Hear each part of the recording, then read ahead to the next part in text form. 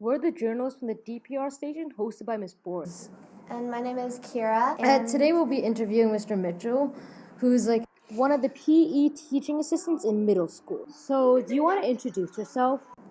My name is Mr. Mitchell. I like a lot of Hong Kong history, and I spend most of my weekends up in the hills seeing if I can find bits of history that I can relate back to what the story behind it. Cool. So when did you start exploring Hong Kong's historical war sites? Well, I was actually born in Hong Kong, so even from a very young age, I used to always like being out and about where all the battle sites were, and all along the beaches on Hong Kong Island, you see lots of pillboxes, and there's a lot of structures that still remain from the war. So even from a very young age, I was really interested in it. So I always remember just running around the hills at the age of like 10 and 11, 12 and stuff like that, looking for trenches and stuff like that. So I've always had an interest for this kind of thing. So we're interested in your discovery of the TBM Avenger. So can you tell us the whole story? It actually happened a little bit by mistake. We were searching a hill not that far away from the Twins, which I think most people have heard of, and we were searching for a Japanese gun placement. We got a Japanese battle map, and they showed that there was a gun placement in this area. So we went up there looking to see if we could find any evidence of an artillery site. Unfortunately, we didn't find anything with the Japanese artillery site, but as we were leaving, just in the corner of my eye under a bush, I saw a big piece of metal, probably about 1 meter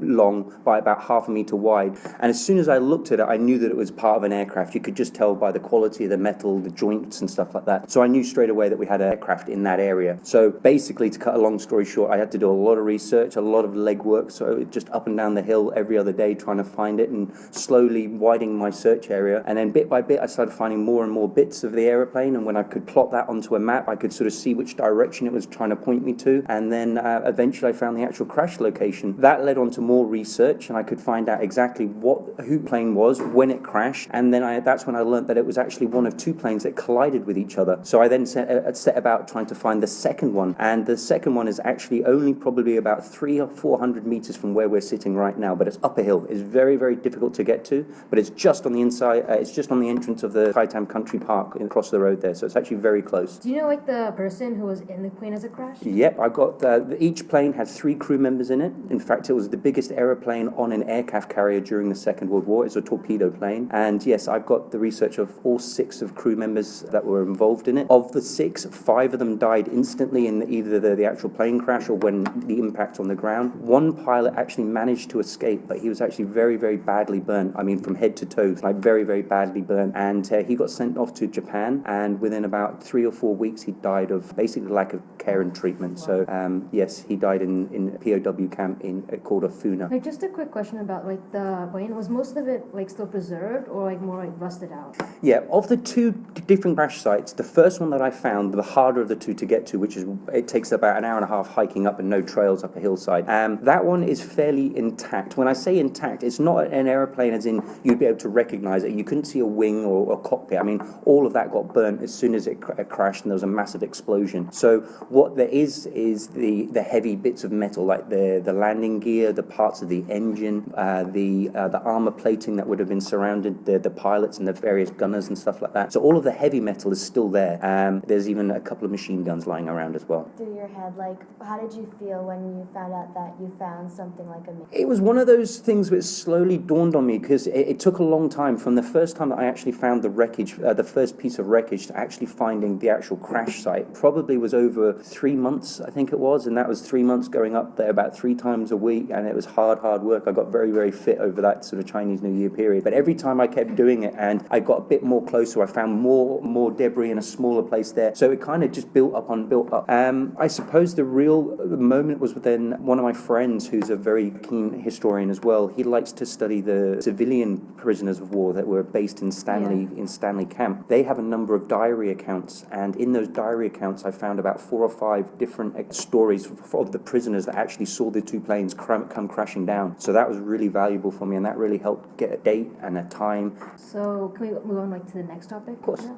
While researching about your plane discovery, we also found this article in the SCMP about a plane crash that carried gold bullion. Can you elaborate more on that? That you're talking about, it was carrying gold that was originally mainland Chinese government gold. During the war, when the Japanese were coming through China, the Chinese didn't want the Japanese to get their gold. They didn't want their gold to fall into the Japanese hands. So what they did is they actually shipped all of their gold to America for safekeeping. After the war in 1947, they needed to rebuild. I mean, a lot of China was destroyed. They had to have a lot of infrastructure, buildings, bridges, etc. So they wanted their gold back so that they could start rebuilding. What they did is they shipped the gold down to the Philippines on a boat, and then from the Philippines they were flying it up to Nanking, one day Beijing kind of thing, and they shipped it in, I think it was 6 or 7 smaller aeroplanes, and one of the aeroplanes was coming into Hong Kong, very bad weather. He got on the radio, he had to turn 15 degrees to the port. He actually got it mixed up, and he turned 15 degrees starboard and ended up crashing into a hill, and about 5,000 kilos worth of gold was scattered across the hillside. A lot of it was recovered shortly afterwards. They sent up Hong Kong Boy Scouts, actually went up and recovered an awful lot of it, but there's still a few £100 that haven't been accounted for. Have you found like the actual wreckage of the plane and some of the gold?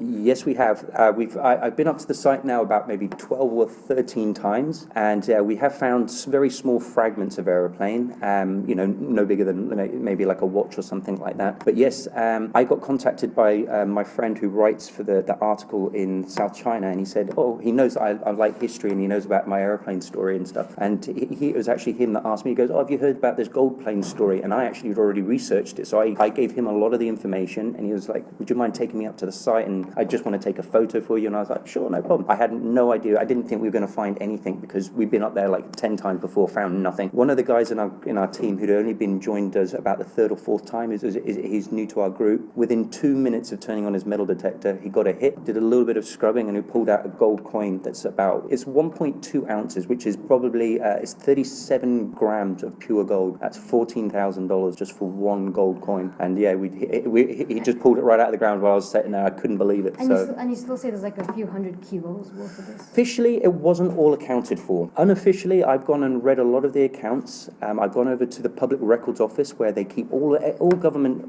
documents that have to be kept, and they get kept over in a place in Kwun Tong called the PRO, the Public Records Office, and they have a lot of accounts about how it happened, why it happened, what did they do to try and prevent it from happening again. And one of the interesting parts of the records was saying that a number of policemen from Shakiwan police station took early retirement about 1 or 2 months after the gold plane crashed. So there's a little bit of suspicion that where it might have ended up, but I'm sure you guys can join the dots. So what's going to happen to like the plane and all the gold? The gold plane, that's basically a different story. There's not a lot up there. I mean, in terms of actual plane and wreckage, there isn't anything there. I honestly believe that there could be a few more coins spread out around the place, but I mean, like I said, we've gone up there, searched many, many times with a lot of people. We've searched, we know exactly where we're going, we know where we've searched before, so we're kind of efficient. If somebody else didn't know where they were going and they were just looking to try and randomly find it, they would never find it. So I do believe there is more gold up there, but how to access it and how easy it is to get, that's a different story. I think that would be the big challenging thing. Is the wreckage of the plane site publicly accessible? Go up there and it's very easy to try to access, but there's no visible evidence. It's not like you can see a scar or a crater in the ground, or sort of burnt trees or anything like that. This is sort of 70 years ago now, so just the erosion basically wiped it down. So no, if you just went there and I could point to it and say this is a crash site, you wouldn't see anything there to suggest that was where the plane actually hit. Thank you for your time and Keira, to do this interview. It's been my pleasure. I always like talking about history with other people that are interested about it. My pleasure.